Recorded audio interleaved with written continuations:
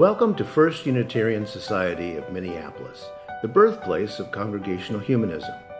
We carry on that tradition of free thought today, dedicated to promoting a free search for truth, meaning, and justice. Our web address is firstunitarian.org.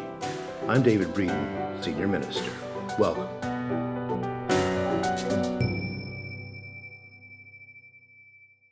This poem, called A Protest or a Party, is by UU minister and queer activist, the Reverend Hannah Roberts Villeneuve. People sometimes ask, is pride a protest or a party? And the answer, of course, is yes. Why not rejoice as we resist, dance as we demand change, celebrate as we create community that delights in all of who we are? So bring all of that with you this morning. Bring your policy demands, bring your glitter, bring your Supreme Court broken heart, bring your rainbow socks, bring the emptiness you feel for our siblings gone too soon. Bring your Gloria Estefan remix. Bring your tender hope for change. Bring your most garish eyeshadow. Bring your spirit, tattered and battered by a world that seems insistent on choosing fear and hate. Gather up all these things and bring them here to a place where we don't have to shoulder these burdens or celebrate these joys alone. On Friday night, my almost 21-year-old daughter and I went to a queer prom. We got dressed up. There was a drag show. It was a sober event with tasty refreshments, and folks felt so safe to let loose. There were young ones and old ones there. It was a very intergenerational event. And the parents with little kids were perfectly responsible. Nobody's head came off. Nobody seemed to be abused in the moment. And friends, this was hosted by 3 Christian churches. Yes, indeed. The Springhouse Ministry Center, just down on Lindale Avenue at 28th Street, houses 3 congregations. It's a United Church of Christ, an ELCA Lutheran, and a Disciples of Christ. 3 congregations all together in one building. And it was fabulous and glittery, and it was free and affirming. And we danced in their sanctuary space because there were no pews.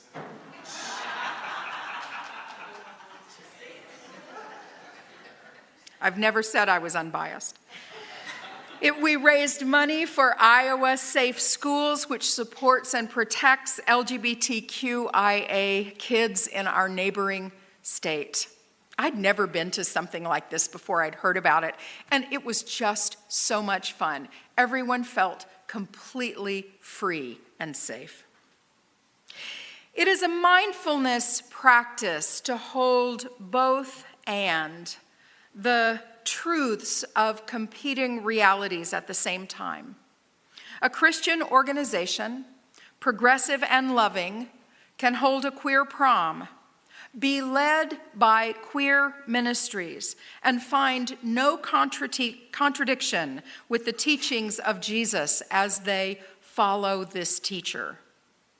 It is a delight to live in such a time as this, when such supportive and out loud events are possible.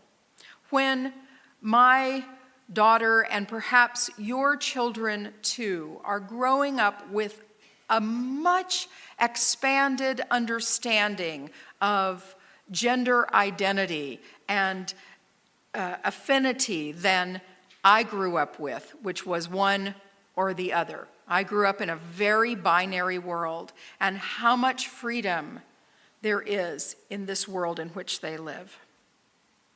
And yet, these days are sheer terror for some in our community. from corporations that acquiesce to bullies rather than support their trans guests and workers, to states that seek to eliminate an entire class of people simply because they don't conform to that binary. When it is unsafe for our trans neighbors and friends to travel out of state, authoritarianism is deeply damaging to our community. Authoritarianism and patriarchy is deeply damaging. So in this Pride Month and on this weekend when we celebrate both Father's Day and Juneteenth, I want to take a look at some common threads. So first, a little bit about the origins of Pride. Many of you know the story, and it's a story that bears repeating. It's worth repeating again and again. Is it a party or a protest? Yes. This is Dr. Jay Polish writing in the online magazine Bustle. When asked about when the gay rights movement in this country began, people tend to point to June 28th of 1969, the night of the Stonewall riots. And the Stonewall riot was one of many. QT-POC, I'm going to give you perhaps a new acronym for some of you, QT-POC, Queer Trans People of Color, QT-POC. QT-POC led uprisings like those at Stonewall in New York and the Haven in New York, Cooper Donuts and the Black Cat Tavern in LA, Compton's Cafeteria in San Francisco were all responses to police harassment and brutality. At that time, people that the police perceived as men could be legally arrested for doing drag, and people that cops perceived as women could also be arrested if they were found wearing less than 3 pieces of feminine clothing. Right, how you check that out? Talk about invasive. It's brutal and invasive. In fact, police often raided bars to search for these alleged violations. And on the summer night that most people cite as the origin of Pride, the patrons of the Stonewall Inn bar in New York City on Christopher Street, led by trans women and femmes of color, fought back against another police raid. It wasn't, we tell this story a little about, we have this myth about Rosa Parks, that one day she got tired and sat down on the bus. She did get tired and sit down on the bus, but that wasn't the beginning of it. She had trained and prepared, and it was a long run up to when she sat down on the bus. This wasn't the first uprising. It was a long run up of oppression and abuse when the Stonewall riot happened, and these trans women and femmes of color said, "No more, we fight back." The first Pride March, a rally in New York on the last Saturday in June, was dubbed the Christopher Street Liberation Day in honor of the Stonewall riot. The Christopher Street Liberation Committee was formed to commemorate the 1-year anniversary. So 1 year after the riot, it began, and it's been going every year since then. They marched from the West Village, followed by a gay be-in, like a sit-in, a gay be-in. We're just going to be who we are in Central Park. This helped cement the Stonewall riot and Pride at the end of June. Many people are familiar with the transformative activism of Marsha P. Johnson and Sylvia Rivera. Johnson and Rivera were really in the front of this movement. They were out front. And they co-founded STAR, the Street Transvestite Action Revolutionaries, which organized direct actions like sit-ins, as well as provided shelter for trans sex workers and other LGBTQ plus homeless youth.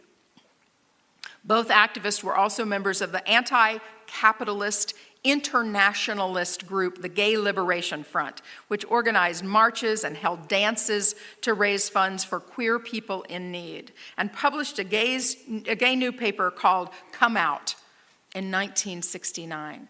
I love this story that they weren't only protesting, they weren't only creating marches, but they were also providing shelter for trans sex workers and shelter for homeless youth. There was both service and activism together. There was protest and activism and dances. There was joy and celebration. A protest or a party? Yes.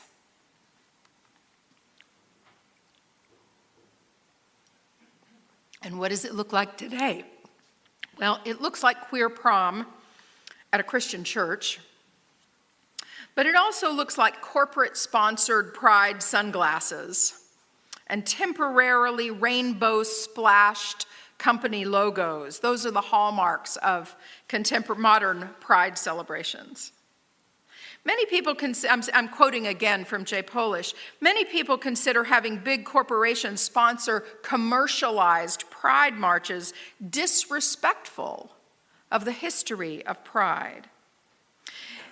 Stonewall, that most people note as the origin of pride, was a direct response to police raids and brutality. But today, pride marches tend to be accompanied by police escorts.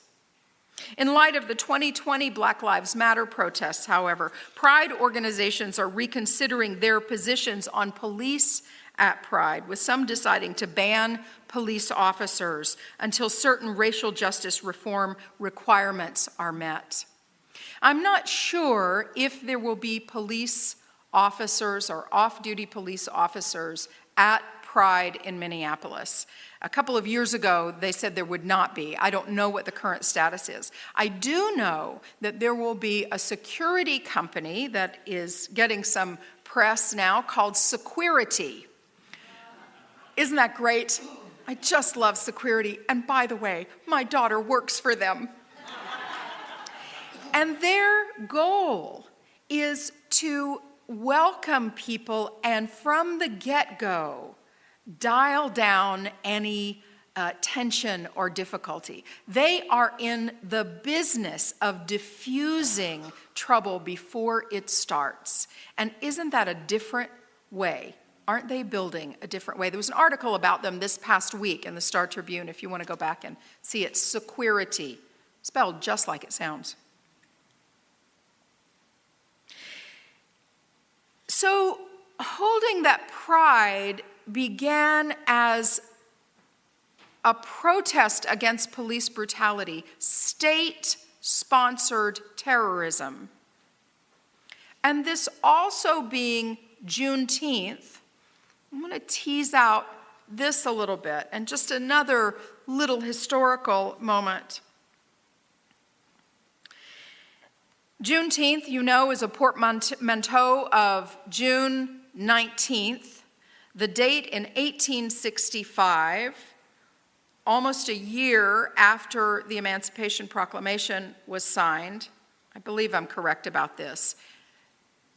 After the end of the Civil War, that's it. At the end of the Civil War, when enslaved people were freed in the South, but they were not, that word had not reached enslaved people in Texas until a Union general sailed into Galveston Bay and freed enslaved people in Texas. That's Juneteenth. And the reason that it is celebrated, for years it was celebrated just in Texas, just in the South. Now it is a nationwide holiday celebrated all over to say, no one is free if all are not free.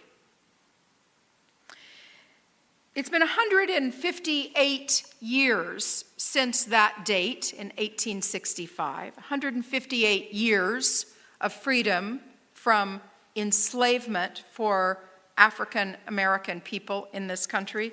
And guess what?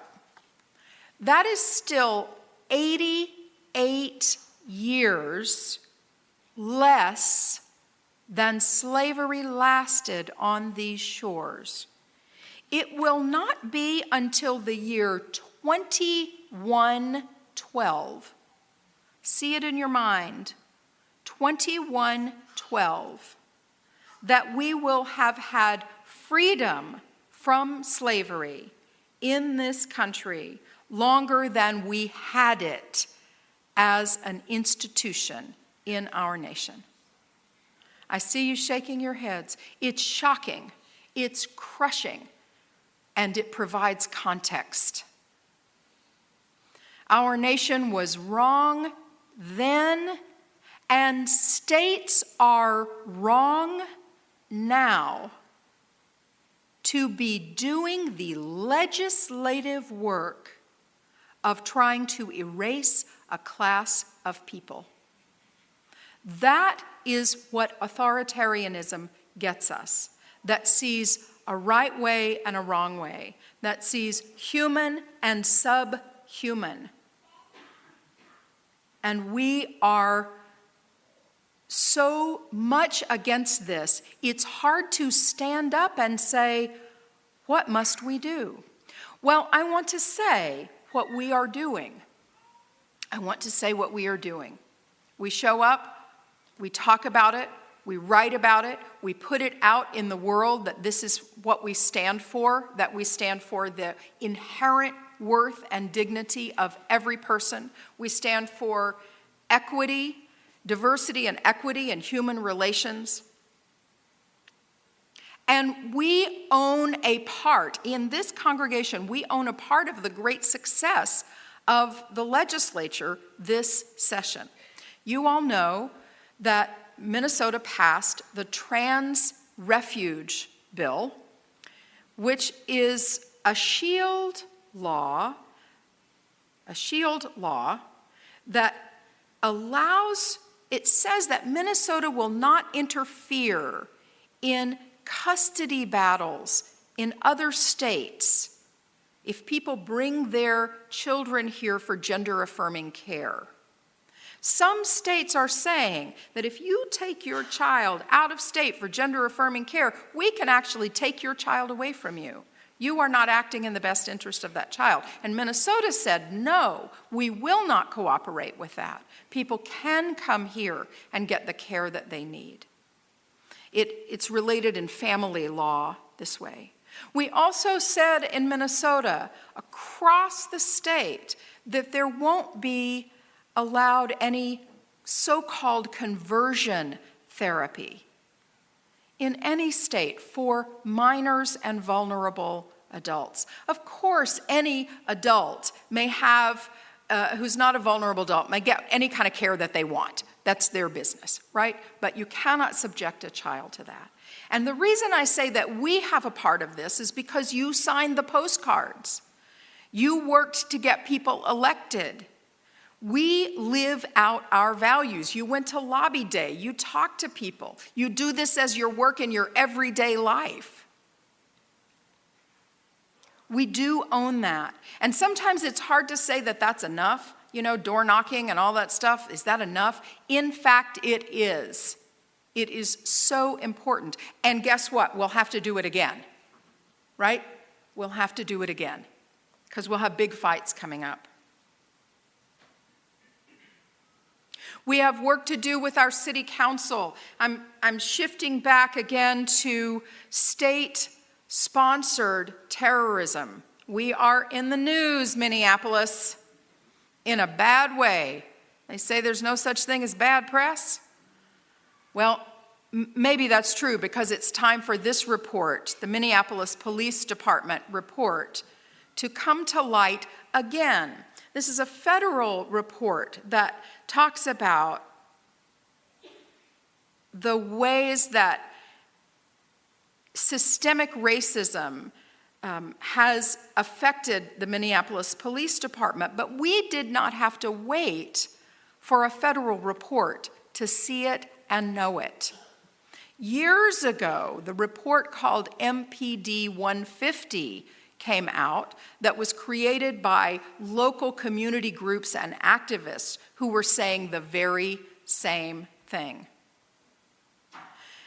When George Floyd happened, when Mr. Floyd was murdered, it was shocking and not surprising to anyone who was paying attention.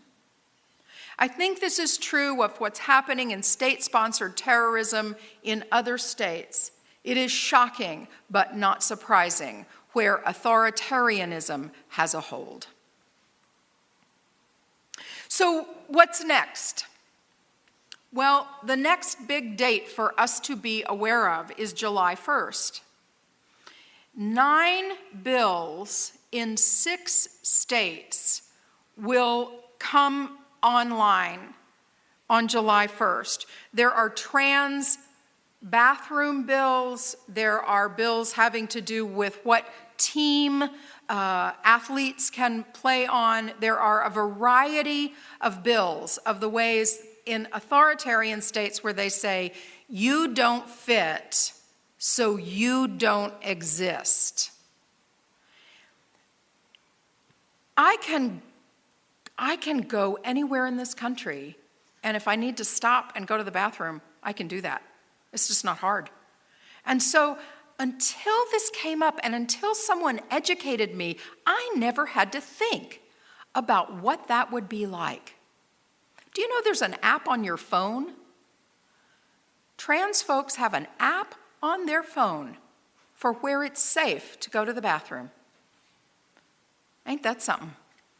I see a phone being held up in the back with that app on it. So, hooray! It is a delight that we live in a time when there is such an app. It is a terror that such an app is needed. And I think holding both of these things, holding both the possibility of joy among what it means to be alive and in our bodies, along with the terror that some people feel from state-sponsored terrorism and non-state actors. States embolden bullies to act dangerously. You know that I serve a small congregation in western Wisconsin, and we're planning to do a faith night at a Music in the Park event in one of the small towns. And one person wanted us to have a table and have a gay pride flag there.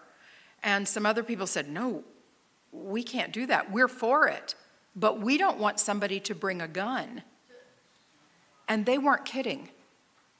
They weren't kidding. So I'm going to go show up and wear my collar, wear a gay rights pin, and I'm not worried about not being safe. But it's not, we can't take it for granted. I mean, I think it's easy for us to take it for granted here. And so our call is, how can we leverage our privilege as a place where we are pretty much in agreement about this? So here's one way I think we can do this. We're talking about a trans welcome program here at FUS.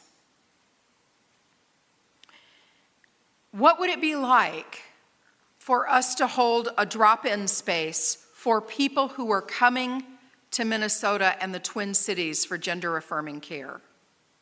To provide some resources. Here are organizations you can call. Here are some people you can meet. Hey, could we bring you a meal? Hey, here's the doctor that I go to. Here are ways that you can get connected. Here are organizations that do the work. So we've already got a small team that's putting this together. And some of you have reached out to me, that I owe you an email, wanting to be a part of this. We're building it. We're looking to get some grant money for it. We don't know exactly how far it'll go. One of the things that people will need when they're coming here is housing and financial resources. And so these are the things that we're looking at. What's needed and what do we have capacity to provide? And we'll keep you informed. There may be small and large ways this congregation can help, but we're going to leverage our delight in people being exactly who they are, in all of their beauty and difficulty and glitter and brokenness and gladness and challenge and humanity. We are going to welcome it all here and see how it changes us and how we can change our community. Let's gather up all these things, bring them here to a place where we don't have to shoulder these burdens or celebrate these joys alone. May it be so.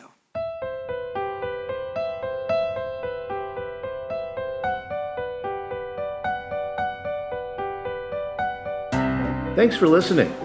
You can find much more about humanism and what's happening at First Unitarian Society in Minneapolis by visiting our website at firstunitarian.org.